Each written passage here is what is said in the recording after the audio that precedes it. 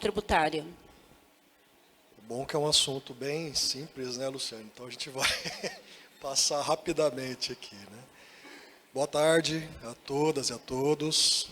Em seu nome, Jonas, eu cumprimento a todo o dispositivo. Em nome do Dr. Manuel, que eu lembro sempre, cumprimento a todos os participantes. Colega Kleber, secretário adjunto de Tecnologia da Informação, que está aqui conosco também. Boa tarde a todos. Esse assunto, ele é complexo, né, pelo volume, né, pelo tamanho da alteração, da renovação no sistema tributário sobre o consumo que foi aprovado, com impactos irradiados sobre o Estado, sobre os municípios, sobre as empresas, sobre os consumidores. Agora, apesar da complexidade, é um caminho que tem uma via de superação, uma via de pavimentação. Nós vamos ter aqui a oportunidade de conversar, e eu congratulo, Jonas, por essa iniciativa de alinhar conhecimento sobre a reforma. É fundamental, especialmente para nós, Mato Grosso, Estado, municípios, empresas, consumidores, estejamos todos alinhados no mesmo nível de conhecimento sobre a reforma, sobre o mecanismo da reforma, sobre os impactos que ela tem para o nosso Estado, especialmente. Nosso Estado, entre todos os Estados da Federação, é o Estado que mais perde com a reforma. Se eu tiver a oportunidade, eu vou trazer alguns dados aqui para vocês. Mas se todos nós juntos, iniciativa privada, com o poder público, nos alinharmos num caminho comum, com esforços comuns, em superar as dificuldades, as limitações que o novo modelo traz, nós vamos ter, com certeza, um futuro muito melhor do que o que se apresenta no momento. Tá? Então, a mensagem inicial é essa de, inicialmente, conhecer, entender os impactos, como que funciona, o que a gente pode fazer junto para superar esse caminho. Tem que ser junto, necessariamente, poder público, com iniciativa privada, para que realmente funcione. Eu sou, como já foi antecipado, Vinícius Simeone, sou adjunto de projetos estratégicos na Cefaz. Atualmente participo do Grupo de Coordenação Técnica Operacional da Reforma, que desenvolve os sistemas que vão operar a reforma no Brasil. Então, eu tenho conhecimento sobre a parte prática, especialmente. Estou aqui à disposição para esse bate-papo. Obrigado. Obrigada, Vinícius. Eu quero passar a palavra aqui agora para a gente ouvir do seu Oswaldo Martinello, a preocupação dessas palavras iniciais enquanto empresário. Boa tarde, presidente Jonas, Vinícius, Rafael, a todos os nossos corajosos e heróis empresários, que aqui participam. Dizer da nossa preocupação em relação à reforma tributária. Claro, há uma preocupação. Por outro lado, nós sempre desejamos uma reforma tributária, Então, ela está vindo. É claro que nós vamos sofrer impactos de todas as formas. Hoje, e eu discutia hoje, na hora do almoço, até, aliás, de manhã eu tive uma reunião com a nossa assessoria tributária, e hoje o nosso foco de preocupação é a reforma tributária. Nós lá criamos um comitê na empresa que está trabalhando, envolvemos a TI, não só a contabilidade, mas especialmente a TI, até porque o nosso frete de loja é próprio, não é um ERP, então isso preocupa mais ainda, E a nossa preocupação é com o tempo, A principal preocupação é com o tempo. Pelo caminho que a coisa está andando, nós entendemos que, para começar a entrar em vigor já em janeiro, nós vamos ter deliberações que vão ocorrer até lá pelo final do ano. Então, a nossa preocupação é, por exemplo, com a indústria do ERP. Ela vai ter o tempo hábil necessário para fazer as parametrizações adequadas, para que nós tenhamos a disponibilização de forma adequada dos ERPs. Hoje é a nossa principal preocupação, Como é que isso vai acontecer? A nossa fornecedora de ERP, por exemplo, tinha programado liberar os testes dia 6, agora segunda-feira. Já recebemos um comunicado que foi postergado para o dia 20, em razão de falta de deliberações ou de votações que ela possa parametrizar de forma segura, Até porque, claro, ela tem as suas responsabilidades enquanto fornecedora de ERP. Então, hoje, a nossa principal preocupação é essa. Só queria externar esse ponto de vista e que a nossa principal preocupação é essa. Agora eu gostaria de ouvir as palavras do Dr. Rafael. Boa tarde a todos. Boa tarde, presidente Jonas, senhor Osvaldo, Vinícius, Lu. Obrigado a todos pela presença aqui. É importante esse momento a gente discutir esse assunto. A gente discute tanto esse assunto lá na CACB via comitê jurídico. É um assunto que nós estamos tratando há muito tempo. E desde que entrou em vigor a emenda à Constituição 132 de 2023, quando assim foi startada a reforma tributária, logo em seguida começou-se a trabalhar nos dois eixos ali da regulamentação dela, né? Uma já está consolidada, que é a Lei Complementar 214 de 2025, e nós ainda temos aí a questão do comitê gestor, que precisa ainda ser exaurido. Já foi pela Câmara, já passou pelo Senado, voltou para a Câmara, tendo em vista as mudanças sugeridas pelo Senado.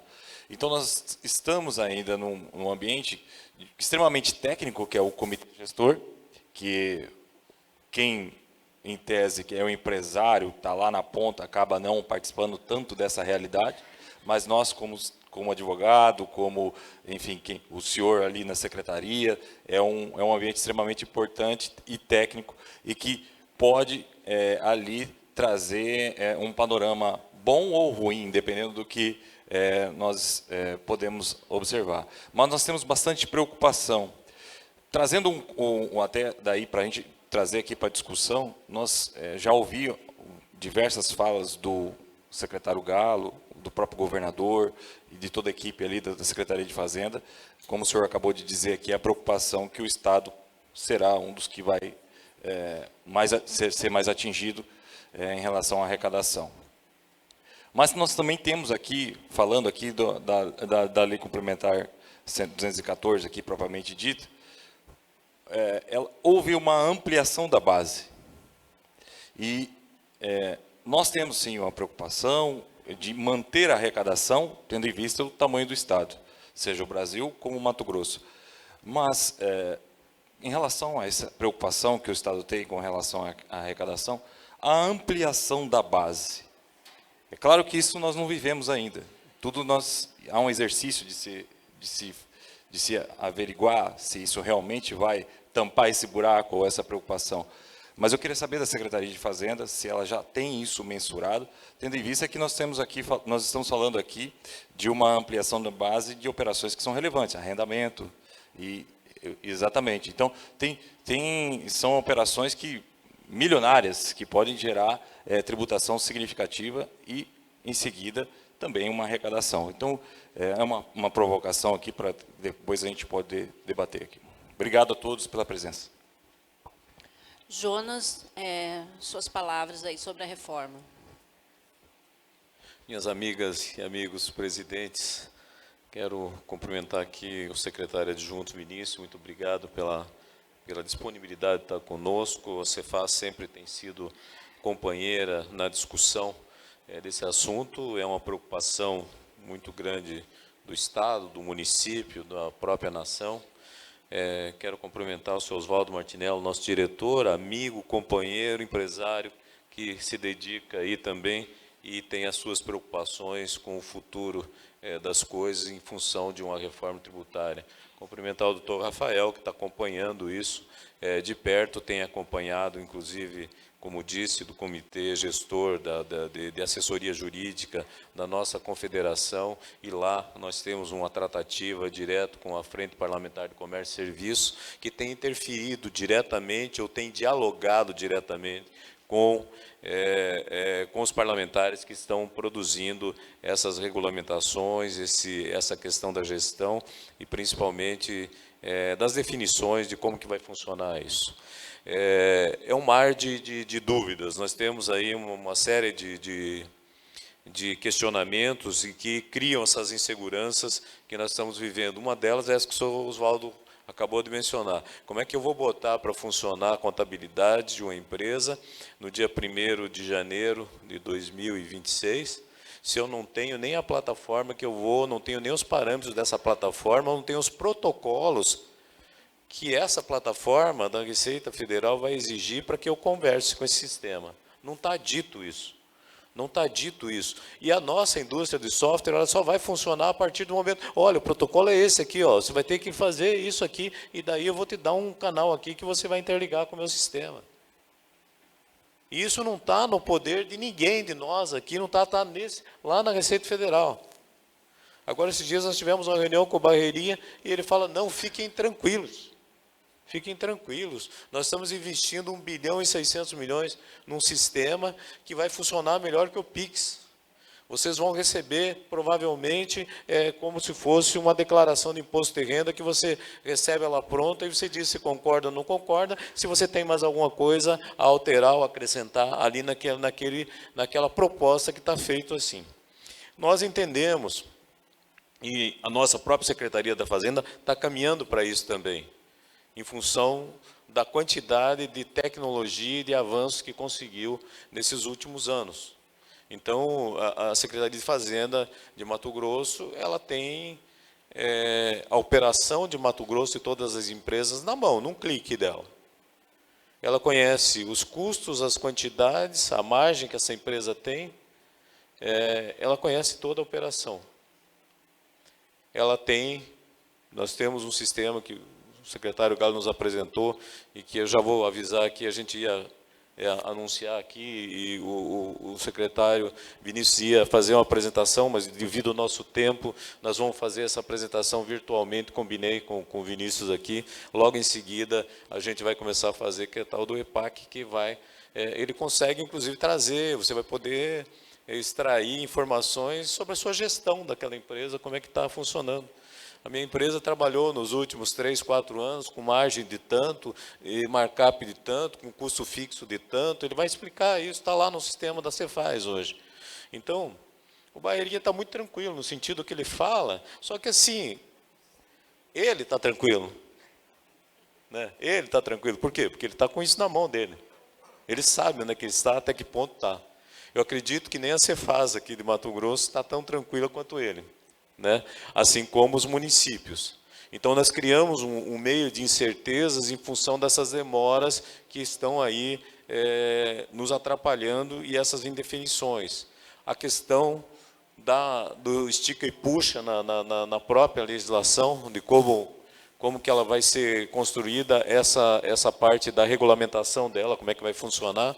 Então, por exemplo, o presidente da EMM, por exemplo, Leonardo, falou, olha, nós conseguimos avançar e tal, nós conseguimos lá colocar que os municípios e tal, e o Estado, quer dizer, a nação não vai ter que administrar esse dinheiro que é do Estado e do município, né, coisa desse tipo, parece que vem direto para o município e tal. Então, isso são coisas que estão definindo, mas um puxa ainda, não, espera um pouquinho, põe primeiro aqui no meu caixa, depois eu mando para... Não precisa entrar aí, tem que entrar para cá.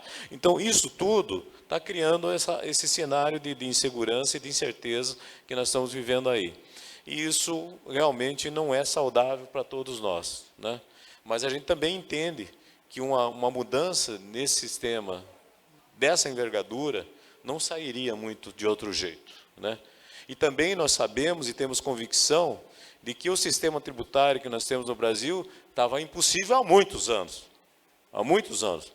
Não era mais possível sobreviver numa condição dessa. Então, nós estamos pagando um preço por isso. Essa transição, eu considero particularmente, eu sei que tem uma questão aí, inclusive de segurança jurídica, essa é dos argumentos que dizem, mas hoje, com a inteligência, com sistemas de modelagem, nós não precisamos de 10 anos para fazer uma transição, eu estou falando de segurança no sentido de arrecadação, no sentido de segurança de arrecadação dos municípios, do Estado, da nação.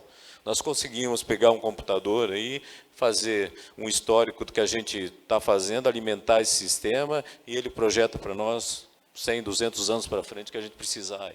Então, não há necessidade. O argumento é de que há uma necessidade em função dos contratos que estão estabelecidos e que isso precisa para dar segurança jurídica, inclusive de investimentos externos que vieram para o país e uma série de coisas. Então, todo esse cenário é um cenário que não está definido ainda.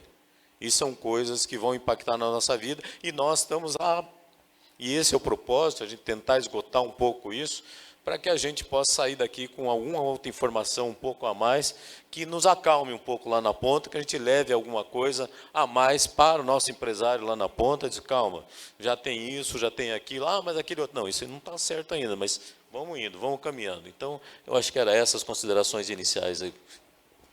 Eu passo para o Vinícius, e eu gostaria, Vinícius, que você, né, respaldasse essas respostas, essas dúvidas, e principalmente como que a Cefaz está se preparando, né, para começar aí o dia 1º de... dia 2, né, na verdade, 2 de janeiro de 2026. Perfeito, Luciano. Eu vou começar de trás para frente, do presidente para o Martinelli e para o colega Rafael. Presidente, nós estamos... a indefinição começa na alíquota, né? A gente não tem uma alíquota definida hoje do quanto que vai custar o IBS e a CBS. Nós temos uma noção, né, de uma alíquota média de 26,5%, mas ela não é definitiva, né? O primeiro passo para você entrar numa discussão dessa é saber o quanto vai custar, e hoje isso não tem pronto ainda, né? Sobre sistemas, realmente isso vai levar um tempo ainda para ser definido, vai ser calculado, etc. Esse tempo de transição, ele é primeiro necessário, realmente, pelos contratos de fruição de benefício fiscal que nós temos, né? Nós precisamos oferecer segurança jurídica para as empresas que investiram aqui no Estado, nos demais estados do Brasil, mas também para o Estado, viu, presidente? Porque nós vamos ter um impacto muito importante na arrecadação, Rafael, especialmente em função da mudança do modelo de tributação, né? Sai da origem, vai para o consumo. Na verdade, não, mudança do modelo de arrecadação, que hoje nós arrecadamos também na origem. Nós somos um Estado, vocês sabem, eminentemente produtor, um consumo ainda pequeno em função da nossa população, né? Nós produzimos para fora 2/3 da nossa produção e consumimos 1/3. Então, essa mudança de matriz, ela é impactante mesmo com a ampliação da base. Entendeu? Então, esse tempo de transição, presidente, ele é necessário também para isso. Alguns estados vão ganhar muito. Eu gostaria de até apresentar a régua aqui, mas assim, a média de ganhos com a reforma seria de 5%. 50%, praticamente todos os estados da região Nordeste vão ter uma arrecadação acima de 50% do que eles têm hoje, em função da quantidade de população, etc. Para baixo, todos perdem. Mato Grosso é o que mais perde. Mato Grosso do Sul, Amazonas e Espírito Santo. Nós vamos ter um decréscimo no nosso volume de arrecadação. O PIB vai crescer 1%. Se o PIB crescer 1% ao ano, a nossa arrecadação vai crescer 0,9%, em função dessa mudança de modelo de tributação. E o nosso impacto maior ainda, também nessa linha da segurança jurídica, é o nosso próprio programa de benefícios fiscais que nós temos aqui no Estado. Tudo isso fica apagado com a reforma, substituído com a reforma por um sistema que vai viabilizar investimentos a partir do gasto, a partir de orçamento, num montante que é extremamente limitado. Um montante de 60 bilhões de reais para todo o Brasil, sendo que só São Paulo, por exemplo, já leva, nesse sistema, 4 bilhões. E o restante distribuído para os demais estados. E como o critério é população e FPE, Mato Grosso vai receber 1,150 bilhão para fazer todo o programa de desenvolvimento que nós temos aqui no Estado para realizar. Incentivar as empresas a produzir cada vez mais, agregar valor aqui no Estado, gerar emprego e renda e assim por diante. Pra vocês verem o quanto que foi desproporcional, né? O quanto que foi... Nós somos patrolados nessa discussão nacionalmente, essa que é a verdade. Os estados com mais eleitores, com mais capacidade industrial, inclusive, fizeram uma pressão muito grande no Congresso para que fosse aprovado desse jeito, e nós não tivemos espaço para discutir. Essa é a verdade, né?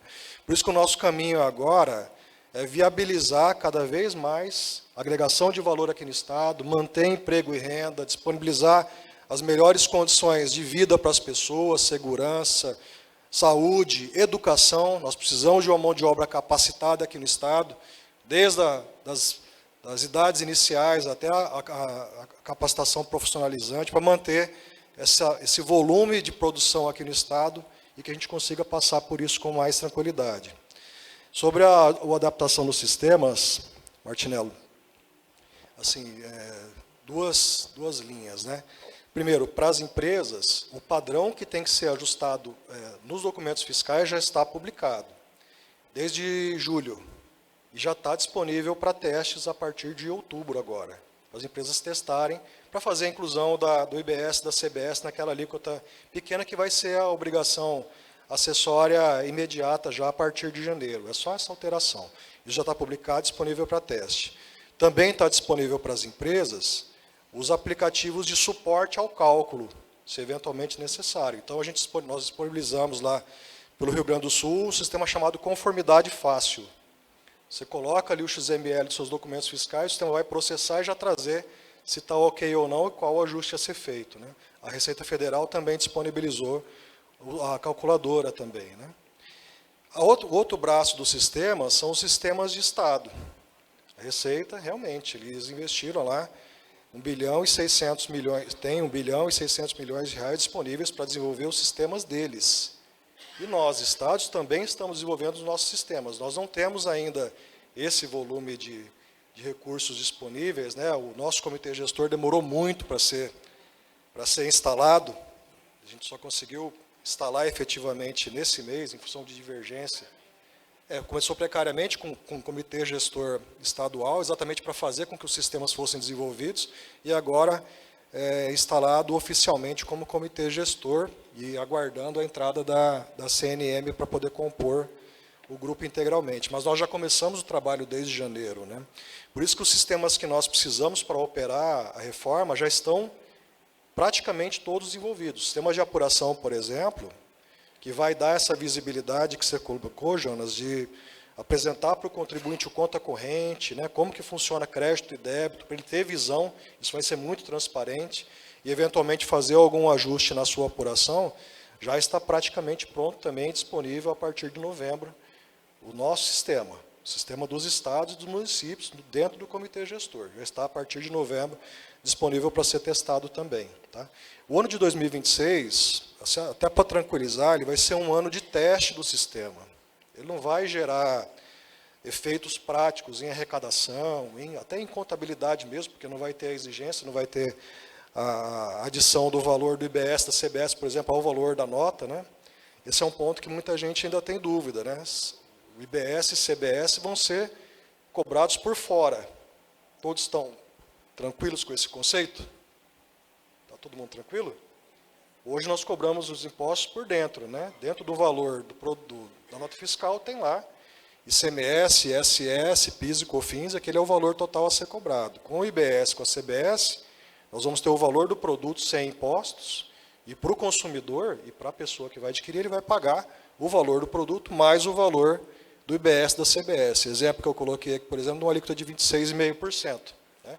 Um produto de R$100, o valor total da compra será R$ 126,50. Né? Então, para o ano que vem, nós só temos essa alíquota de teste mesmo, de 0,1% para fazer o teste do sistema, como que vai funcionar. O volume de documentos que nós vamos operacionalizar é muito grande. Os novos fatos geraram a necessidade de criar novos documentos, documento para o setor financeiro. A tendência é que tenha a gente no futuro uma nota só, mas, por exemplo, o setor financeiro, ele não tem como operar com nota fiscal, ele vai ter que ter uma declaração de serviços financeiros, né? A SAF, por exemplo, do futebol, vai ter que ter uma declaração própria para a SAF, né? Vai ser um documento novo em que ele vai declarar as operações para poder entrar nessa base de apuração e nós podemos ofertar o serviço de apuração, etc., e ele poder também fazer o recolhimento. Mas só para tranquilizar, presidente, esses dois braços estão em um bom andamento, estão com andamento bom, já para assegurando esse início de operação a partir de janeiro. Tá? E reitero, o 2026 vai ser um período de teste, tanto para os contribuintes, quanto para os estados, municípios e para a Receita Federal também com a União. Tá? Só para finalizar esse ponto dos testes, nada vai ser publicado com vigência para dali 30 dias. Isso não vai acontecer. Tá? Nós temos uma preocupação de fazer as publicações antes. O caso, por exemplo, do ajuste na nossa escola eletrônica foi publicado em julho, para testar agora em outubro, novembro, e em operação em janeiro. Tá? Eventual alteração que aconteça, nós estamos tendo cuidado total de ter um prazo para teste e ajuste para as empresas.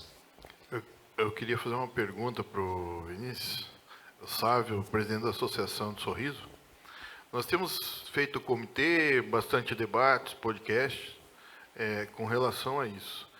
Mas, assim, a regulamentação, pelos estudos, sai agora dia 31 de outubro, né? O decreto regulamentando muita coisa, que é o que o senhor Oswaldo, as dúvidas nossas.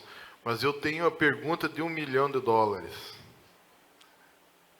Na emissão da nota fiscal, nós estamos nas fases de teste. Vamos pegar o SEST e fazer as substituições dos NCMs, mudando para a plataforma do IBS-CBS. 2 de janeiro, se não tiver devidamente parametralizado no modelo IBS-CBS, não vai emitir nota fiscal? Sabe, primeiro que se vale $1 milhão, como no IBS tem mais 26,5%, né? É assim? Sabe, nós não vamos denegar, tá? Nós vamos deixar um período de, sei lá, 3 meses, por exemplo, é o que nós estamos discutindo no comitê gestor, tá? Para viabilizar com que as empresas ainda ajustem. A gente, apesar de ter já divulgado com antecedência, a gente sabe da complexidade, enfim, necessidade de fornecedor, mas nós não queremos denegar a partir de janeiro. Nossa linha é dar um período para as empresas se adaptarem ainda, mesmo com a vigência. Tá? Vai ter, eventualmente, uma necessidade. Quem demorar para se regularizar, vai ter que, por exemplo, retificar a declaração do que realizou, eventualmente, sem os tributos na base. Entendeu? Vai ter algum trabalho, eu falo. Então, o ideal é que faça o ajuste agora, até dezembro, para poder operar a partir de janeiro redondo. Eu lembro sempre que é um ajuste pequeno, tá? Eu sei que em TI é bastante complicado alterar os sistemas, tem uma série de intervenções a ser feita, não é somente na geração do XML da nota, por exemplo, né? Mas não é um ajuste tão grande, tá? Mas vai ser, sim, tratado com essa flexibilidade no início de operação. Então, tecnicamente, a partir de abril, sei lá, vai ser denegado as notas que não tiver na modalidade devidamente parametrizada. Obrigado pela informação. Isso é importante também lembrar esse prazo de janeiro, porque é onde o contribuinte, fazendo a emissão já com destaque, ele já vai ver a apuração dele no sistema. Entendeu? Então, ele já vai poder também, visualizando isso, poder adaptar seus processos internos, né? Fiscal, contabilidade, etc. Vai estar disponível. Se ele não fizer o ajuste, ele não vai ter esse dado. Tá? Mais alguém gostaria de fazer alguma pergunta? Pode fazer, presidente. Sobre a questão que vai prejudicar mais o Estado de Mato Grosso, né, se não regulamentar aí algumas questões. Existe já um projeto para nos defender sobre isso? O Estado de Mato Grosso já tem algo pensado para não dar tanto impacto para que o Estado de Mato Grosso sofra com essa mudança? Sim. No aspecto normativo, como eu falei, nós temos muito pouca margem para intervir, tá? Em função do deslocamento da competência. O Estado de Mato Grosso não tem mais competência para tratar, para aplicar a política tributária ou para ajustar o ordenamento, já que é um ordenamento nacional pelo Congresso Nacional. Esse é o primeiro ponto. Tá? Agora, nós estamos participando muito ativamente dos processos de condução de sistemas, regulamentação e assim por diante. Então, nesse âmbito, nós estamos tentando minimizar os impactos para nosso Estado, para os nossos municípios, nossos contribuintes, na medida do possível, no limite da legislação. Agora, o que nós podemos fazer de real, né, considerando essas limitações, etc., é, como eu falei, construir um ambiente de negócios melhor aqui no Estado, para dar mais ainda sustentação ao que nós vamos passar no futuro. Por exemplo, a gente precisa de base de consumidores, nós precisamos de pessoas aqui. Nós temos que trabalhar a nossa população. Nós temos que ter mais população, mais gente aqui no Estado. E gente com renda. E gente com renda a gente tem a partir de emprego, para que o consumo corra. Para que o consumo corra num limite que seja adequado, que as pessoas possam se manter, possam recolher seus impostos. Né? Então, o nosso trabalho é nesse sentido, de ampliar cada vez mais a nossa política de desenvolvimento regional, desenvolvimento estadual aqui no Estado. a gente viabilizar um ambiente de negócio melhor, viabilizar cada vez mais investimentos em infraestrutura. A nossa malha viária é muito extensa, então esse impacto, por exemplo, que eu coloquei aqui do impacto na arrecadação, ele fica, nossa preocupação é que ele fica muito mais acentuado quando a gente compara com o volume de investimentos que nós temos que fazer, né? Nós temos uma malha viária ainda de mais de 17 mil quilômetros a serem pavimentados no estado. Nós precisamos dessa malha pavimentada funcionando bem para que a logística funcione bem, o setor produtivo consiga melhores condições de negócio, as empresas consigam fornecer mais, enfim, que a gente mantenha esse ambiente de negócios bom. Essa é a nossa linha, entendeu?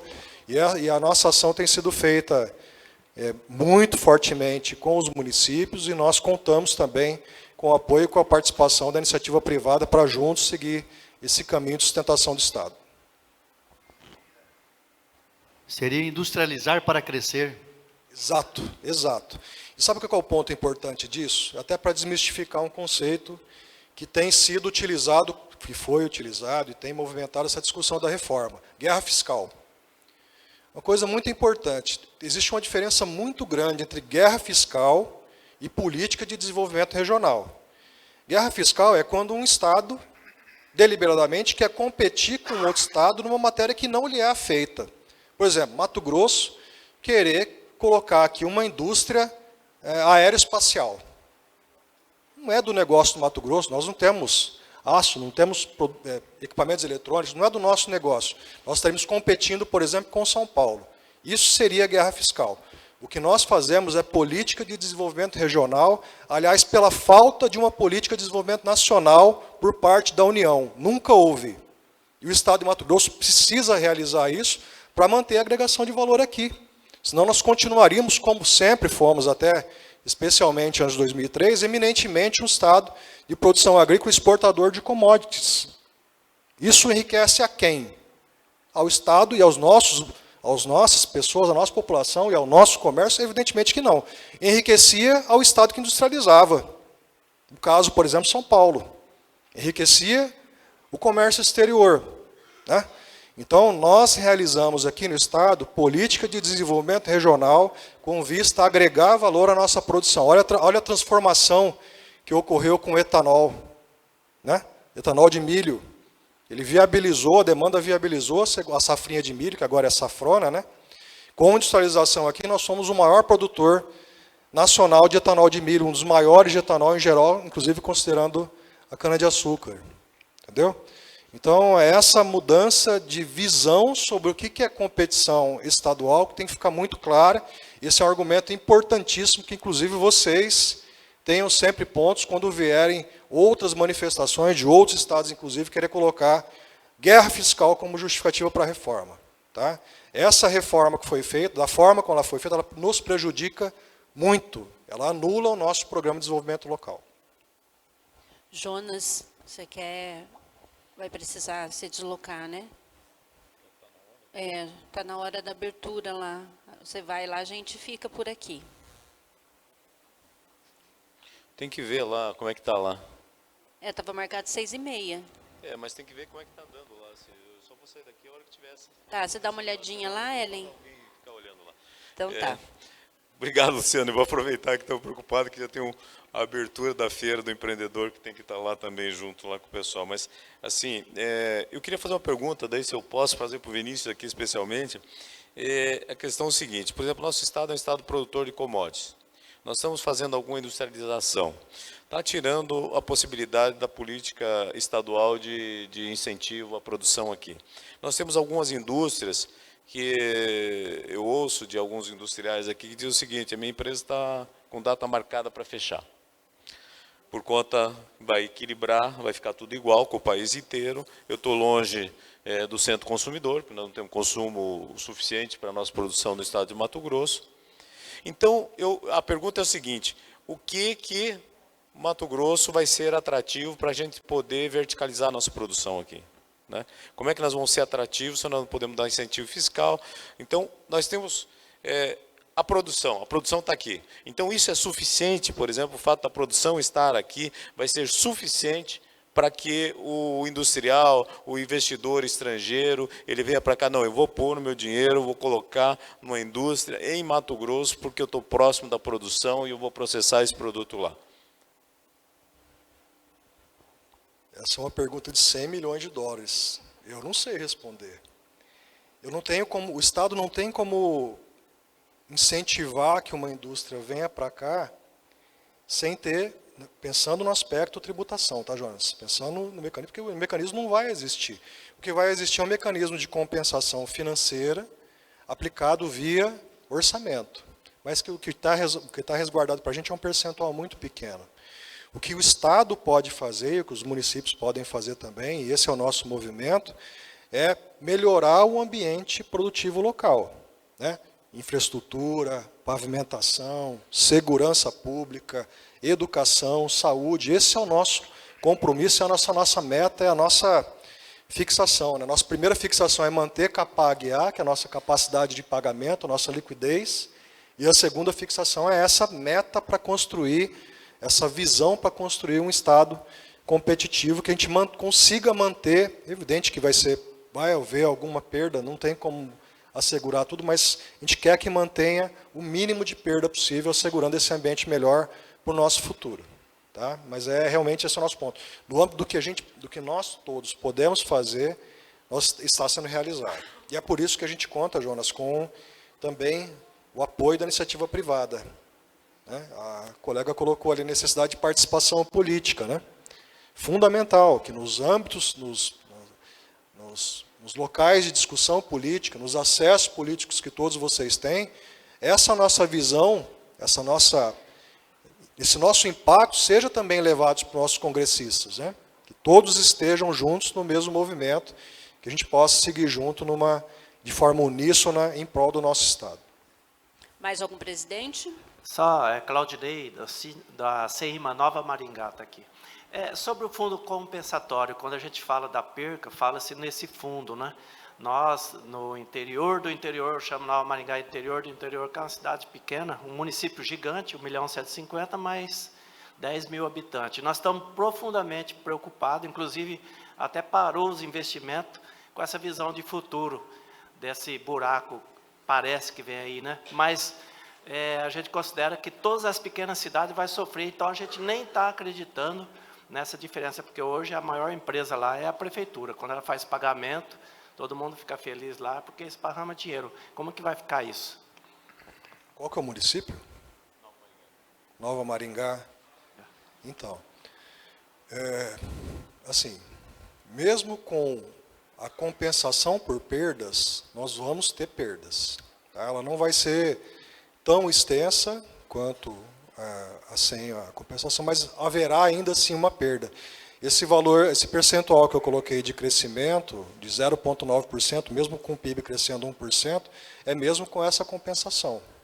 Então, mesmo com a compensação prevista, o bolo, como o bolo é limitado e como grande parte da influência é dos estados mais populosos, nós vamos ter uma perda real.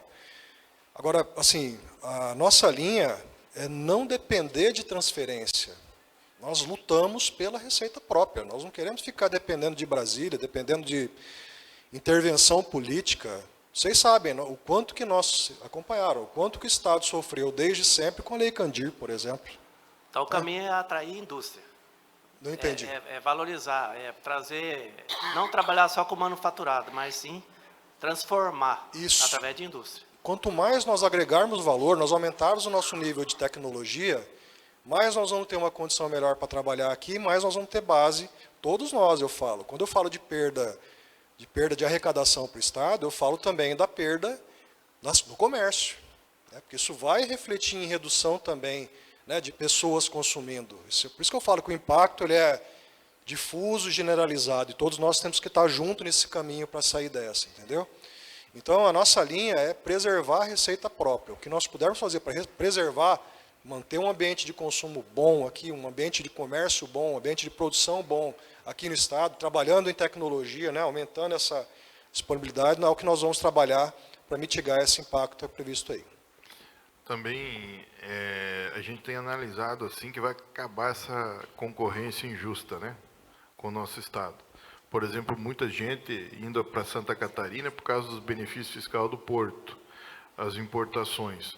Mas, assim, o mais interessante é o que o secretário fala, que é o quê? Em vez de a gente mandar 300 carretas de soja, nós temos uma esmagadora, Sinop, Sorriso, Lucas, nós mandar, sei lá, 1000 caminhões de algodão, que nós tem a fábrica de tecelagem ali, aí a gente manda, sei lá, 500 carretas de pano, né?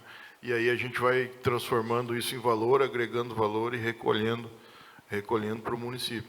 Mas, assim, a diferença é grande. Eu conversando com o secretário de Sorriso, nós temos uma arrecadação no ISS 500 de 120 milhões ano. E isso vai acabar. Então, assim, já imaginou o estado do Mato Grosso? Se bem que vai ter, supostamente, né, que nem diz o senador Wellington, vai ter a compensação da exportação. Vamos ver se eles vão cumprir, né? Doutor Rafael, falar? Pode falar. Não, pode falar. Não, eu só queria fazer algumas ponderações, e nesse aspecto, me perdoe alguma colocação mal feita, mas eu preciso, até pela nossa caipirice lá, né? Mas vamos para o chão de loja de novo aqui, que é onde eu me sinto melhor. E gostaria de ver se a gente consegue aparar algumas dúvidas. Hoje nós temos, por exemplo, o imposto das blusinhas lá, né? Que, querendo ou não, atinge, o ambiente digital atinge todos os segmentos, né? Loja de confecção, móveis eletro, atinge todos os segmentos, né? Aí nós temos a isenção lá do imposto das blusinhas. Nós temos hoje, no ambiente digital, as micro e pequenas operando nas plataformas dos players nacionais, aí, Mercado Livre, Magalu e por aí afora, além do mercado marrom, né? Que chama também, que tem... Quem de nós nunca recebeu uma encomenda do Mercado Livre sem nota, né? Vamos ser honestos. A maioria das micro e pequenas empresas que operam no ambiente digital usam as plataformas, como, por exemplo, do Mercado Livre. Primeiro que a tributação da micro e pequena é quase zero, e segundo, nem de FAO paga, né? Nem de FAO paga. É evidente que nós temos dificuldade em competir nesse ambiente, e cada vez mais isso tem avançado, e cada vez mais nós temos perdido mercado para isso. No meu segmento é o eletrônico, né? No meu segmento é eletrônico. A cada dia eu vendo menos eletrônicos, em razão disso, porque eu não consigo competir. Lojas de confecções também são atingidos diretamente aí com o Shopee, essas Shein da vida e por aí afora. Pelo que eu tenho conhecimento até agora, não há nada que indique que isso vai se resolver pela reforma tributária, né? Essa disparidade. É isso mesmo? Tem um ponto específico, que inclusive foi ajustado agora no PLP 108, que é prever expressamente a responsabilidade das plataformas pelo recolhimento do imposto.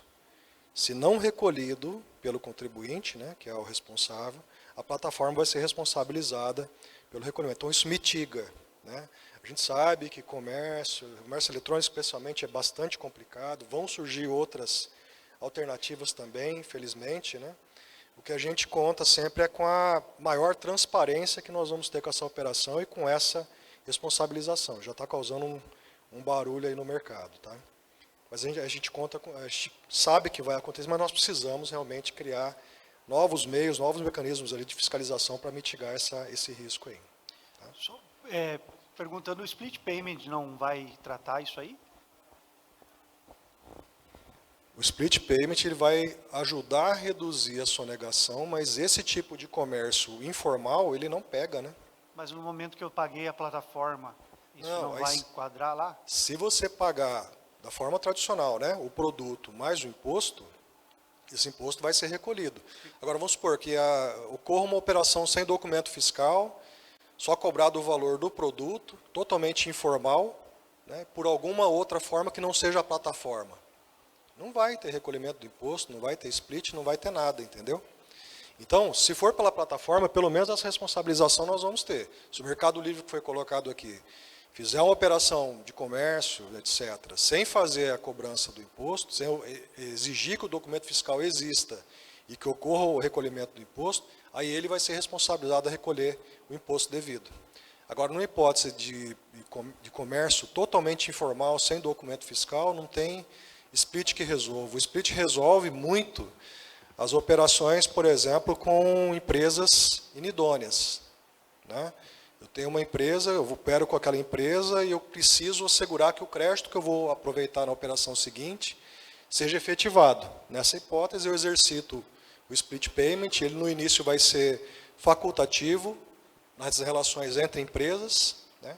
Se o adquirente identificar a necessidade de fazer o recolhimento pelo split, ele já faz, ele já pode aproveitar o crédito na sua apuração. Mas, efetivamente, se não tiver formalidade, ele não consegue resolver. Mas essa responsabilização das plataformas é justamente para isso, ou não? Justamente para exigir, né, que ela exija o documento fiscal na operação e o recolhimento do imposto. Porque... Agora eu falo assim, numa hipótese de, sei lá, na rua, né, alguém está vendendo um produto ali.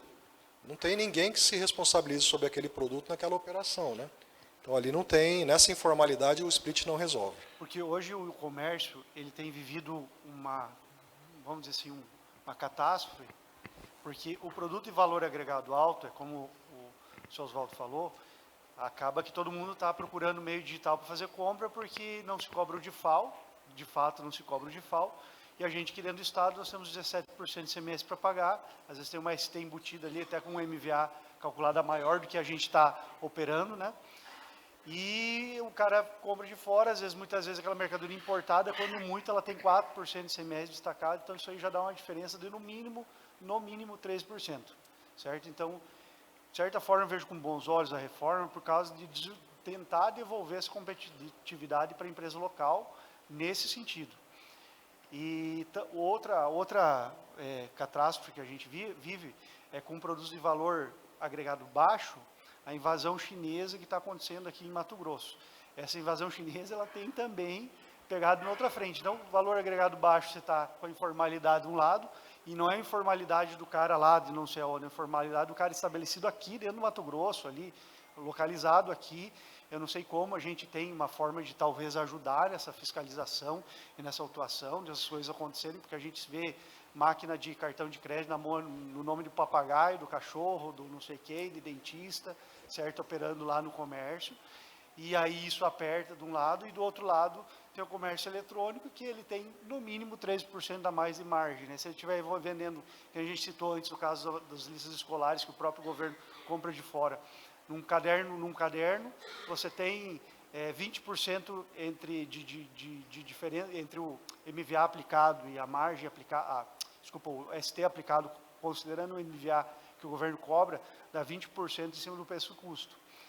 E aí, se o governo compra 10%, 12% mais barato para fazer o kit, a diferença é só ICMS. Então, essa parte da reforma, eu tenho uma certa esperança de que devolva uma competitividade para o comércio local, que é a grande catástrofe hoje do comércio, que a gente fala por aí a crise, na verdade, a crise é essa diferença fiscal, entende? Porque pelos números que entram no agro aqui, a gente sabe que tem exportado muito, tem faturado muito, então nós estamos girando muito dinheiro, só que esse cliente, eu sei porque eu tenho empresa, eu sou comércio, e toda semana chegam uns 20 pacotinhos amarelo ou chinês lá na empresa, dos colaboradores que compram e mandam entregar na própria empresa. Então, é essa competitividade que a gente tem que trabalhar para devolver, porque isso, se continuar essa pegada, o Estado já vai perder a arrecadação pela simples mudança de hábito do consumidor. Sim. Só para contribuir um pouquinho com o Fábio. Deixa eu só fechar o raciocínio rapidão. Tá. Você tocou em dois pontos fundamentais, né? Primeiro, como contribuir, caso de China, etc., a gente sabe, é realmente grave, a gente está monitorando. Como contribuir? Nos apontando. A gente identificou não, recebemos uma denúncia de Rondonópolis. Tem alguém de Rondonópolis aqui? Ela estava aqui do nosso lado, ela estava comentando sobre isso aqui. Nós recebemos a denúncia, nos mandou elementos que facilitam, que viabilizam a investigação. Porque nós não temos braço para estar em todos os lugares, e muito disso, apesar de usar parte das nossas rodovias, passa em horários, em locais que a gente não tem cobertura. Então, eles se aproveitam disso também. Então, nos apresentar, ou por denúncia anônima, nós temos os canais de ouvidoria, tem uma série de canais, o Jonas tem contato conosco também. Nós precisamos desses insumos para poder operar e poder agir em cima. Tá? Sobre a questão outro ponto que você colocou também, da substituição tributária. Né? A substituição tributária ela acaba com a reforma. Né? Então, todos vão pagar a partir da sua margem real. Né? Isso mitiga um pouco essa questão da diferença de carga. Né? É evidente que com o Simples isso continua, as empresas do Simples continuam com os benefícios fiscais, aliás, elas podem ser optantes pelo Simples ou pelo regime normal, mas pelo menos essa complexidade de apuração da ST, ela acaba. Com a transparência do sistema, que eu acho que é a linha que você estava colocando, né, os documentos fiscais na base, todos identificando, o crédito da operação subsequente vinculado ao recolhimento, isso é realmente um ganho da reforma. Tá? Essa racionalização do sistema, essa simplificação é algo que nós sempre queremos, nós sempre buscamos. Né? Um dos motivos da complexidade do sistema anterior é o excesso de burocracia mesmo que foi colocado pelo Estado, pelos municípios e pela Receita para tentar mitigar a evasão fiscal. Né? A gente sabe que realmente gerou uma complexidade muito grande. Então, nesse sentido, a reforma é realmente positiva. Tá? Mas ela não resolve o que não passa pela transparência. Você entendeu? Esse é o ponto que eu queria colocar em relação ao split. Tá? Só para contribuir ali com o Fábio, nós sabemos que o conceito de receita ficou muito amplo agora, né, com a 214. Então, assim, como eu não consigo pensar como o Estado, a União, vai visualizar, porque no conceito não vai ser mais o documento fiscal, mas sim a operação financeira no todo. Né?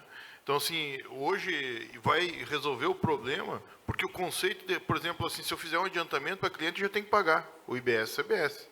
Então, assim, não tem nenhum documento fiscal para isso. Né? Então, isso eu entendo que vai melhorar, só não sei como vai ser a fiscalização com relação a esse sentido. Ainda mais com a digitalização dos meios de pagamento. Hoje não tem mais papel, né? Dinheiro, o papel, Pix, cédula, Pix, então eu entendo que vai ficar fácil fazer esse cruzamento, né? Porque aí é impossível, né, que não se tenha elementos para a própria Receita fazer o cruzamento, porque esse pessoal vai receber esse dinheiro de alguma forma, né? E vai entrar um Pix lá em alguma conta, né? A auditoria tributária ela vai ser eminentemente financeira e contábil. Vai deixar de ser auditoria sobre informações econômico-fiscais, como é grande parte do esforço hoje. Porque isso sobe, né, para o comitê gestor, com a apuração transparente, não vai ter praticamente nenhuma informação equivocada ou nenhum problema, não vai gerar lançamento a partir dali, mas a nossa matéria de identificação dos fatos de evasão vão ser os financeiros. Né?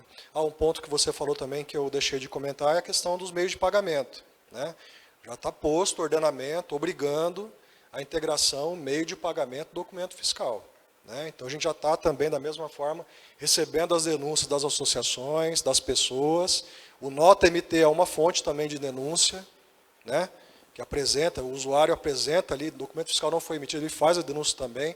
Tudo isso é coletado e aplicado pela nossa unidade de inteligência para as ações fiscais.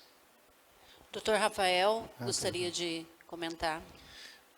Muito falado aqui sobre a questão da preocupação com relação à aplicação da gestão do dinheiro disso tudo também. Né? E eu escutei bastante crítica no início, talvez agora tenha depurado um pouco, a questão do nível de autonomia que o comitê gestor vai ter. Talvez até status de ministério e algo do tipo. E eu queria saber do secretário como é que o Estado de Mato Grosso tem visto o comitê gestor. Acredito que isso seja mitigado, notadamente acerca da repartição, né, dos valores. Isso aqui vai para cá, isso aqui vai para lá. Então, muito se fala que até hoje funciona assim, eu tenho que ir lá em Brasília, com o Pires, pedir dinheiro que vá para a minha cidade, que vá para o meu estado e assim por diante. Mas o comitê gestor, na sua concepção, ele centralizou muito isso. Então, eu queria entender, do ponto de vista daqui do Estado, da Secretaria, o que vocês estão pensando acerca disso, ou se isso vai ser mitigado pela tecnologia, por exemplo. Pagou, esse aqui é para cá, esse aqui é para lá, e está tudo resolvido. Importante essa pergunta, né? Com a reforma nós perdemos, primeiro, a autonomia normativa, né, de definir política tributária, aplicar de acordo com as realidades locais. Nós só vamos ter competência para determinar a alíquota, nós que eu falo Estado e os municípios, né? As demais competências subiram para o Congresso Nacional. Da mesma forma, o Comitê Gestor. O que é o Comitê Gestor, para quem não está familiarizado ainda? É uma grande Secretaria de Fazenda e de Finanças para todos os estados e todos os municípios sobre os impostos incidentes sobre o consumo, né? Então, todas as operações realizadas de comércio, prestação de serviço, etc., que tenham tributação por ICMS, vão subir para esse grande ambiente nacional que vai estar localizado em Brasília, e lá vão estar representantes dos 27 estados e 27 representantes dos municípios, 14 para a Federação Nacional dos Prefeitos e 13 para a Confederação Nacional dos Municípios, e eles vão ser responsáveis por fazer a gestão desse sistema. A configuração dele é basicamente uma Secretaria de Fazenda. Vai ter uma diretoria de arrecadação, uma diretoria de cadastro, uma diretoria de planejamento da fiscalização, por exemplo, que vai também ser concentrado nacionalmente. PAT também, processo administrativo tributário, vai ter essa coordenação também em Brasília. Nós vamos simplesmente executar, assim como a fiscalização, né? Enfim, a parte operacional vai estar lá, entendeu, Rafael? A distribuição dos recursos, ela vai ocorrer sim a partir de sistema, sem necessidade nenhuma de intervenção. Vai ocorrer fluido. A única observação é essa, duas observações. Primeiro, essa do consumo, né? A arrecadação vai para o estado de consumo da operação, e o sistema de apuração vai demonstrar isso, já demonstra isso nos testes. E o segundo ponto é da retenção dessa arrecadação lá. Enquanto a operação entre os diversos elos da cadeia vai acontecendo business to business, entre empresas, essa arrecadação se mantém no Comitê Gestor. Ela só é distribuída quando ocorre o consumo. Então, esse é um ponto que nós colocamos, né? Pô, tudo bem, nosso consumo é pequeno, nossa arrecadação vai ser pequena, mas esse dinheiro poderia, pelo menos parte, descer para o Estado, para já facilitar a realização das atividades necessárias pelo Estado, né? Tem até floating, por exemplo, etc., esse dinheiro girando lá. Então, esse é um ponto que, inclusive, o secretário Galo tem colocado nas agendas, que é para que parte desse dinheiro que esteja rodando ainda enquanto não ocorra o consumo, venha para os estados e para os municípios, para a gente poder fazer o atendimento às necessidades sociais e investimentos que nós somos obrigados. Então, só para responder a sua pergunta, né, vai ocorrer na forma do sistema, o sistema de operação vai indicar o estado de destino, o sistema de distribuição já vai fazer o crédito na conta, mas o nosso ponto é esse, né? Que o dinheiro vai ficar, essa arrecadação vai ficar toda retida lá, enquanto não ocorre o consumo. Mais alguém gostaria de fazer uma pergunta, que a gente já está partindo para o final? Eu gostaria e é a oportunidade. Aqui, Diamantino, aqui na ponta, aqui. A gente vai conversando, Vinícius, né, e vai trocando ideia, e vai surgindo novas perguntas, né? Nós estávamos falando de industrializar para crescer, né?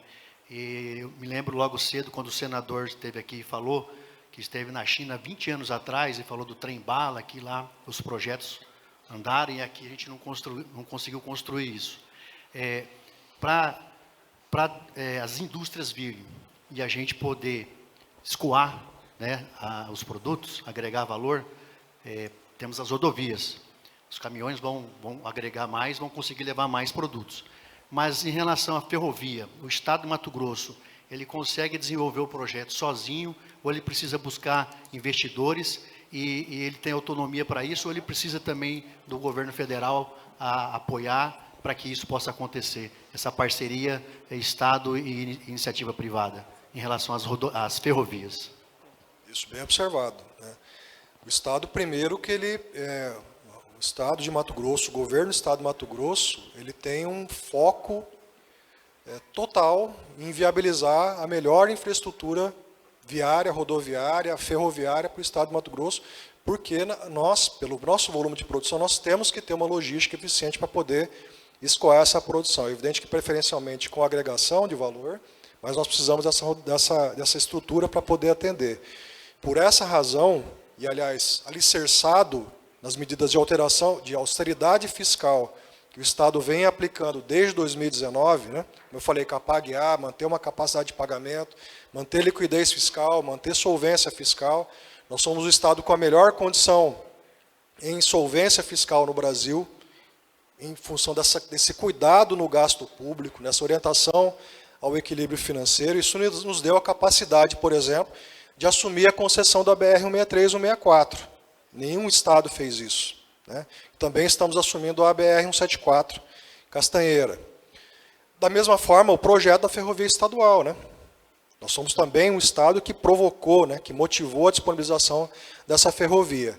O investimento para ela, aí, partindo concretamente para a sua resposta, ele não vai ser exclusivamente Estado. O Estado vai participar também, em participação, mas ele é eminentemente privado, né, já está em andamento pela Rumo, né, o projeto para seguir a nossa ferrovia, e está pacificado. O que nós dependemos da União, e nós não gostamos, sinceramente, de depender da União, porque a experiência dificilmente é boa. Nós temos que ter a nossa independência aqui, por isso que eu falei aquele ponto das transferências, né? Nós não trabalhamos com dependência de transferência. A nossa arrecadação é 80% própria, a partir da nossa produção, 20% somente, nós dependemos de alguma transferência federal, né? Para a gente ter essa capacidade de liquidez, de gestão, etc. Então, o foco máximo não, né? Um dos focos principais do Estado é manter essa infraestrutura rodoviária, ferroviária, aquaviária, o que for possível, para a gente viabilizar um bom ambiente de negócio, logístico interno, né, para favorecer, para ter o fornecimento, a circulação interna, as cadeias de fornecimento para os comércios locais e também a nosso escoamento de produção, que é fundamental para gerar riqueza aqui. Secretário, desculpa, presidente. Seu Oswaldo, a gente já viu algumas vezes no Brasil começar alguma iniciativa tributária, ela parar na metade e a gente acabar, no final das contas, com mais um imposto novo, ou a própria iniciativa do Simples, foi uma iniciativa que começou lá atrás e morreu, né, e está pela metade, não foi atualizado o teto. Tendo essa experiência que a gente já viveu como empresário, presidente Jonas, Vinícius, Rafael, vocês veem alguma possibilidade de essa reforma ficar pelo meio do caminho e a gente, no final, só acabar com mais 3 impostos novos, ao invés de ter efetivamente concluído essa reforma? Não, eu penso que é irreversível. Eu acho que essa é definitiva. O senhor me fez lembrar a reforma trabalhista, né? Que ela saiu, ela começou de uma forma e terminou de outra. Nem foi nem ficou, né? Exatamente. Agora, me parece que essa não, e eu torço para que não seja, para que realmente ela aconteça. Eu acredito, sinceramente, que ela vai ter a continuidade e vai se consolidar. Até porque esse modelo que nós estamos trabalhando não dá mais, né? Não dá mais, vamos ser honestos. Eu penso que ela vai se concretizar. Tomara que sim. É isso mesmo, Vinícius? Você acha que também que é irreversível? Essa é outra pergunta de 100 milhões de dólares, né? Eu sou técnico, eu trabalho com o que está posto, com a legislação. Então, eu não tenho, assim, nem competência, né? Mas eu não tenho a linha de seguir, de falar o que vai acontecer, entendeu? O que eu posso te falar é que depende do contexto político que nós vamos ter nos próximos anos. Mas a leitura que vocês fazem, olhando o cenário político, digamos que trair uma troca de governo, alguma coisa, vocês acham que vai caminhar na mesma linha ou corre o risco de parar na metade e rever? Eu te digo assim, não sei, o que eu vejo é uma pressão muito grande para que a reforma aconteça nesse formato, inclusive, do que ela está, né? A gente colocou aqui, né, racionalização de obrigações, etc., simplificação, maior eficiência do sistema, imposto cobrado por fora, tributação no destino, e o principal impacto, né, a anulação dos programas de desenvolvimento locais. Eu vejo nesse sentido uma força muito grande para que ela se mantenha independente do governo que vai estar lá, porque está sendo muito fomentado por iniciativas extra-governo com muito poder.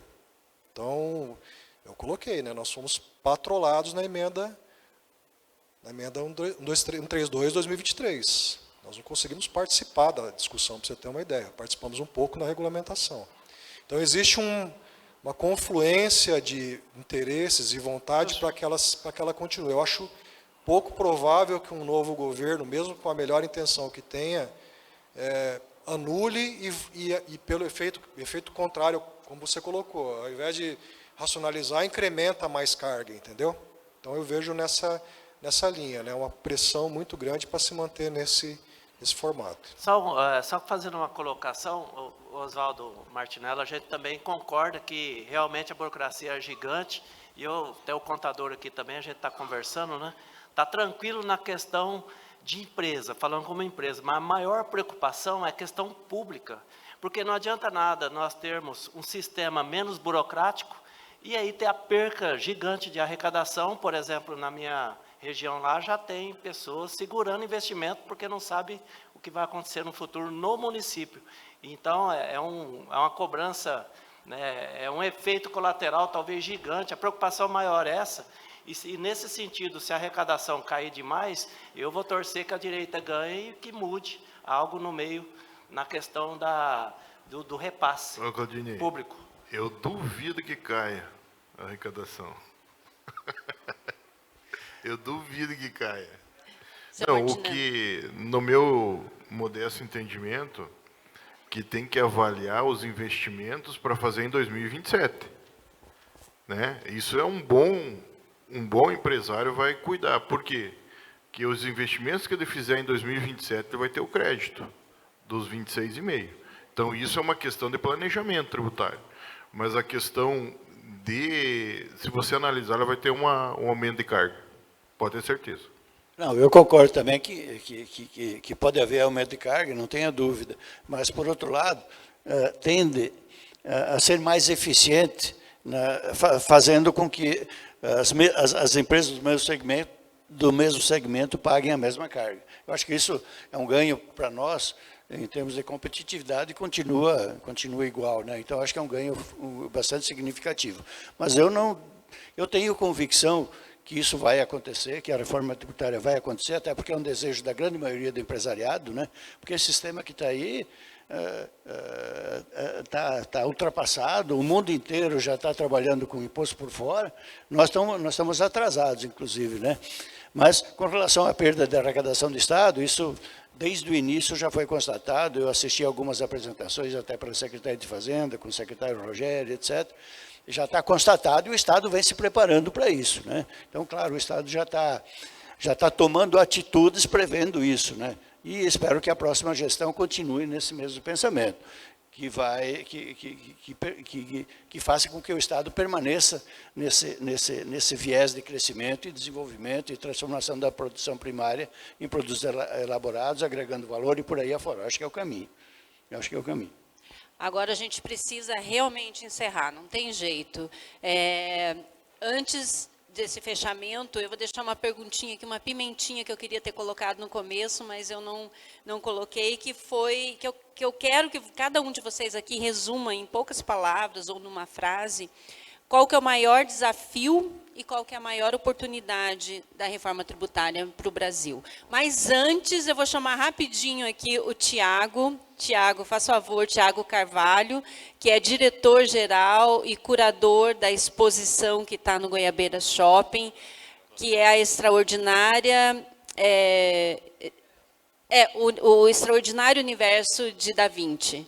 Pode falar, Tiago. Boa tarde a todos. Presidente Jonas, obrigado pela parceria e pela oportunidade de estar aqui falando com vocês. Eu sou o Tiago, sou diretor da exposição Extraordinário Universo de Leonardo da Vinci, que está no Goiabeira Shopping. Estreamos esta semana, então todos vocês estão convidados a visitar.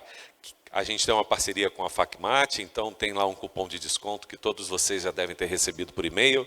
É uma exposição lindíssima que fala sobre a vida e a obra do Leonardo da Vinci.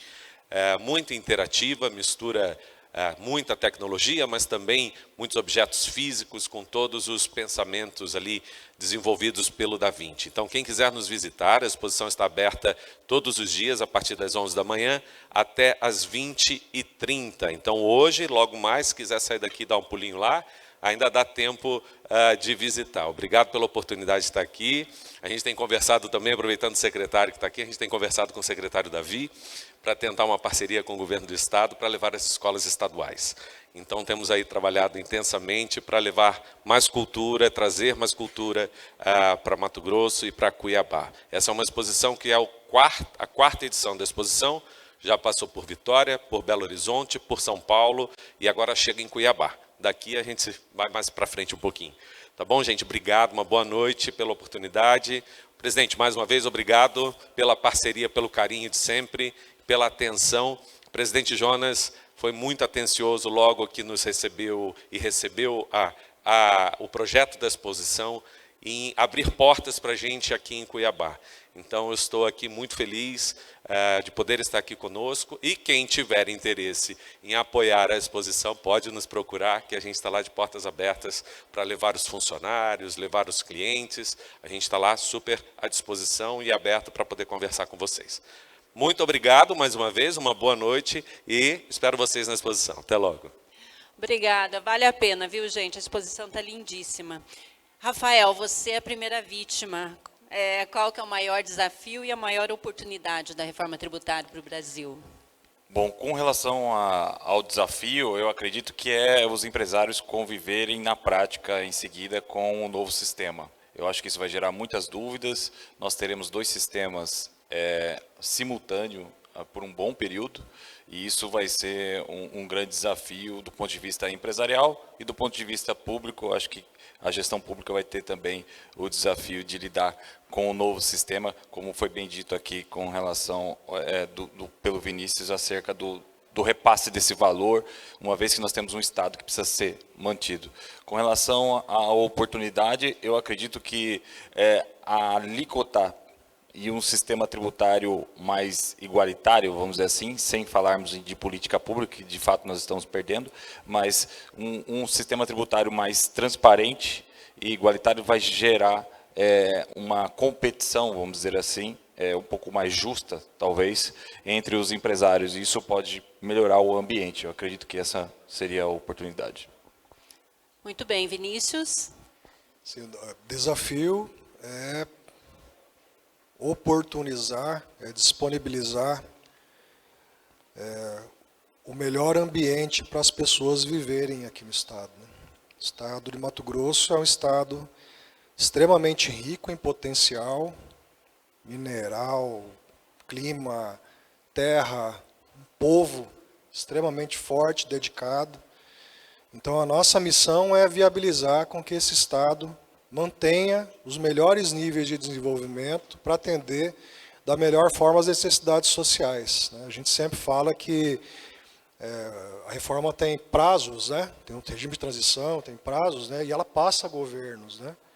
Mas a nossa responsabilidade é geracional. O que nós estamos fazendo aqui agora, construindo aqui agora, aliás, nós todos juntos, né? Poder público, iniciativa privada também, vai refletir para as próximas gerações. Então, nossa responsabilidade é construir o melhor ambiente possível agora, para que as próximas gerações vivam bem, usufruam do Estado, desenvolvam o Estado ainda mais. Como oportunidades, eu vejo que essa racionalização do sistema, que o Rafael colocou também, né, trazendo mais isonomia, Martinello colocou também, trazendo mais facilidade, né, trazendo em linhas mais equânimes, né, competindo por eficiência e não com base no tributo, né. Essa racionalização que o sistema vai trazer vai acarretar um ganho para o Estado, né, a redução de custos, né, sobre esse volume todo de complexidade que nós temos, também reflete nossa operação é extremamente custosa em função disso, várias unidades que têm que exercitar esse controle, e para as empresas também, né. Essa racionalização vai refletir numa facilidade no cumprimento da obrigação tributária, vai ser mais fácil pagar o imposto, vai ser mais simples, né? Então, eu vejo como oportunidade essa racionalização que o sistema vai trazer, essa simplicidade no pagamento do imposto sobre o consumo, que hoje é muito complexo. Passo aqui rapidamente para o seu Oswaldo, e daí a gente fecha com o Jonas. Eu acho que, no meu ponto de vista, o maior desafio é conviver esse período de transição, né, onde isso impacta na mudança dos nossos processos internos, né, Esse é o maior dos desafios. Por outro lado, eu acho que a oportunidade está no sentido de nós termos um ambiente de competitividade mais justo, mais isonômico, né, como bem colocou o doutor Vinícius, e isso melhora o ambiente para nós. Então, acho que, além dos outros aspectos, esse é um aspecto que para nós é relevante. Jonas, você pode pular essa parte e já pode ir para o final, se você quiser. Mas eu gostaria de saber. Então, tá bom. Não, mas eu digo, não tem problema. Eu vejo que o maior desafio é a gente fazer o Mato Grosso se desenvolver. Nossa nova modalidade, Mato Grosso ser competitivo, está dentro do mercado, está participando efetivamente do mercado, que eu acho que isso é o grande desafio do Mato Grosso por conta da questão do desenvolvimento da indústria e principalmente da ocupação do estado de Mato Grosso, populacionalmente falando.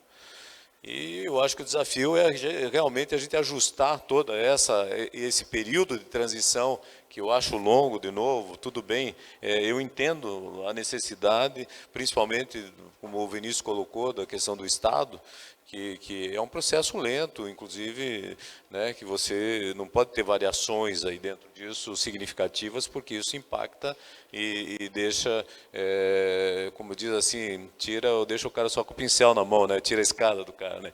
Então, assim, para as empresas também. Então, acho que o grande desafio é essa adequação nesse período. Então, é mais ou menos isso. E a oportunidade? A oportunidade, eu falei, é de você conseguir desenvolver o Estado, fazer com que esse Estado se desenvolva e cresça, verticalize a sua produção e tal, né? Gente boa, dos meus amigos, meus queridos e amados presidentes e presidentes das associações comerciais. Agradeço imensamente a presença de vocês todos, encheu meu coração de alegria, espero que vocês tenham gostado, meus diretores estiveram conosco aqui, o Robério aguentou firme aqui o período todo, muito obrigado, Robério. Passando frio. Tá frio, eu estou com frio. E quero agradecer e dizer para vocês o seguinte, eu preciso me retirar daqui desse ambiente, ir para fazer a abertura da Feira do Empreendedor, convido vocês, quem quiserem ir para lá, nós estamos com um coffee aqui, nós vamos ter um rap aqui para a gente conversar. Eu vou lá, faço a abertura, nós voltamos para cá. Quem quiser ir comigo lá para baixo, por favor, está à disposição. Convido a todos para participar, Vinícius, inclusive, participar conosco lá da abertura da Feira do Empreendedor, que vai acontecer agora. E aí a gente volta para cá, para o nosso bate-papo mais descontraído. Espero que todos vocês não se dispersem, que a gente possa se despedir ainda um a um, aí, no mínimo isso. Tá bom? Tem chopp gelado. Ó, tem chopp gelado aí. Muito obrigado, gente. Eu já volto aqui, tá? Viva! Obrigada, gente. Obrigada pela participação. Seu Oswaldo, Vinícius, Jonas, Rafael. E agora está todo mundo liberado para o shopping.